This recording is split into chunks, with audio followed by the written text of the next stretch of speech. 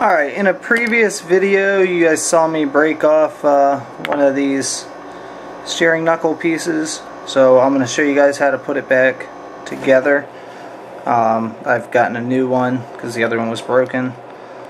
So we're going to start off by taking out these little balls on the end of the A-arms. They're pretty easy. I loosened them just to speed up the video a little bit. They use an Allen key, goes right in the bottom of it, and you turn it till it comes out. Next thing you're going to do is you're going to need to put bearings in it. The front one is a 6x11x4 press in, and then the rear one is a 10x15x4 also a press in, and for this one you're going to need something just to kind of push it in. I've got that, which has a nice little tip on the end for pushing it in. Next thing you're going to want to do is take your drive shaft and the little washer it comes with and assemble that. It's pretty easy. Washer just goes right on top of the drive shaft like so. Run it through. Alright, next step is you're going to take the little ball rod things and put them into the holes here that are going to hold them on. Then you need to take your axle and put it in the inner bucket and line it up with the outer bucket just like that. And then we need to just tighten these down. So I'm going to start with the bottom one. I'm just going to do a couple of threads just so that I can get it started. So that I won't have to hold it while I thread this all the way in, and then I'll move on to the top. I'm going to go ahead and put the top one all the way in. Now just so you know, you can only go so far. If you look at the top of the A-arm, you see that it's got that little section there where you can kind of see where the screw goes into. So just don't tighten it too hard, because it is plastic. You will strip it out, and then you'll keep dropping your control arm, and you don't want to do that. You know, tighten it down just enough, leave a couple of threads out at the top. Keep it a little loose, that way it steers better. And then move on to the bottom. And just start tightening that one down too.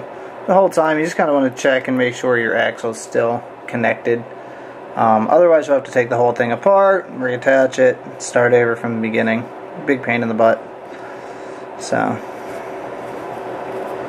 And again, just like I did on the top, I'm going to leave just a couple of little threads out, but you get a little bit of movement. You see it like that. Now that is going to get taken away by the next step, which is you got to take these little cups right there. You can see they got a little cup end. It's going to go towards the ball. And you take one of these and you see how it's got a little indentation there. That's what you want to go in. And you're going to start by trying to finger tighten them, because they're kind of a pain in the butt to tighten with the Allen key to start. So once you've got them started, which I didn't, you're just going to use your Allen key to tighten them down all the way.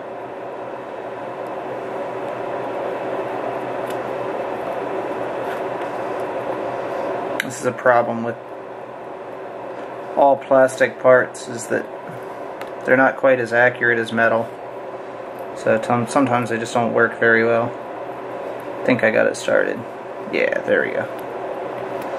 Now the other thing you want to be careful of is not to make it too tight, because if you do, it'll affect your ability to steer. So you just want to make sure it's got a good amount of wiggle to it. And you'll see that all I really did was kind of flush it up like that. So then you're going to do the same thing on the bottom. Put the little cup side in. Make sure the indentation's in. And line it up. and finger tighten it.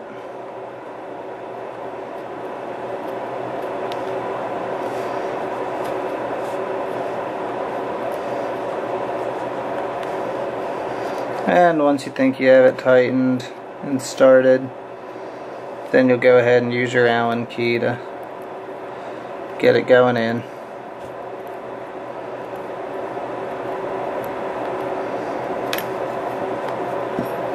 Just make sure that your steering is still pretty loose. Then I'm going to go ahead and I'm going to reattach the control steering arm.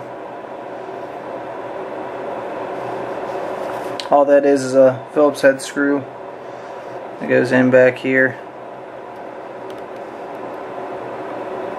And then you're just going to screw that in.